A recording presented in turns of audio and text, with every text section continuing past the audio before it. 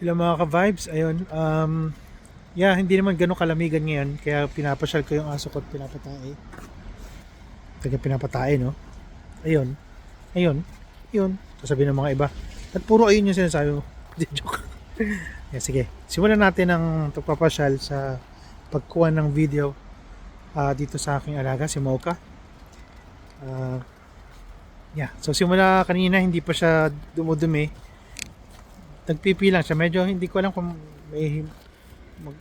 medyo masama pakiramdam niya kanina. Pero now nag-enjoy naman siya. Ngayon pala yung Friday. Ayan, so ayan, sige, panoorin nyo na. Nagsawa na kayo sa mukha ko. Game. Ayan po siya.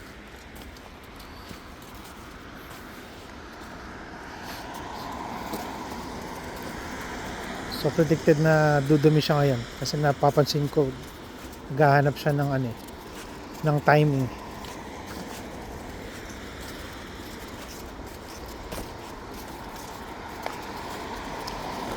Nice bike.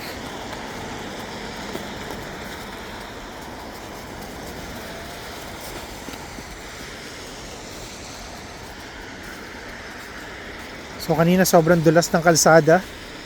Anyway, dito pala ako sa Scarborough, guys, ha. So, para sa gusto magtanong, dito pa ako sa Scarborough, dito sa Canada. Ayan, so anong oras na ba? It's 8:20 ng gabi. Ayan, 8:20 ng gabi. Ayun na, dudumi na po siya. Handa ko na po yung plastic at ako'y dudukutin ko na ang kanyang pupo. So, dyan lang kayo kasi naka-ready naman ako eh. So, sa mga responsible na mga fur parents, kailangan nakadala kayo ng plastic bag. Kung hindi kayo responsable sa mga alaga nyo kasi hindi pwede magkalat ng tae ang mga alaga nyo kahit winter siya. Yung iba tinatabunan lang ng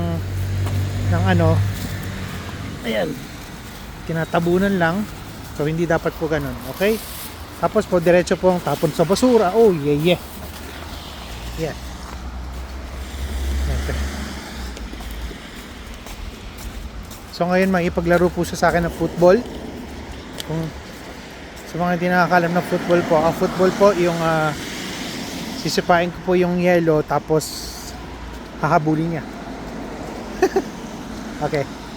Wait, tapos tayo ng yellow rito. Okay, here we go, Mocha. Wait lang. Ready, and go! Uy, dulas ng Ito. Ready, and go! See? Ganyan ang exercise niya. At di malamig in fairness. Ang ganda ng panahon.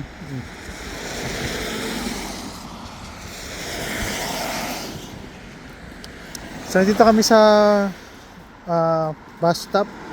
Pero siyempre hindi makasasakay dahil pinalakad ko lang naman si Mocha. Ayan.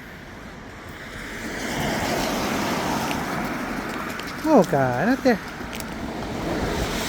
Okay. Pag sinabi ko let's go home, di direction para umuwi. Tinan mo. Alright, let's go home. Let's go home. Ayan. Siya na nauna. Ganito ang buhay dito kapag may aso. Kailangan alagaan mo, turing mo na, alam mo yung parang, yung talagang part ng family mo. Kasi totoo naman talaga nakakawala sila ng pagod. Para kang may kaibigan talaga. Alam mo yung yakapin. Siyempre wala namang kamay ang mga yan, di ba? Yung tawag dito, lalambingin ka sa gabi. Kasi itong multi po kasi itong aso ko. So ibig sabihin natin lap dog sila. So mahilig sila sa lap, dun sila humihiga, ganyan, tapos tutulog habang minamassage mo sila.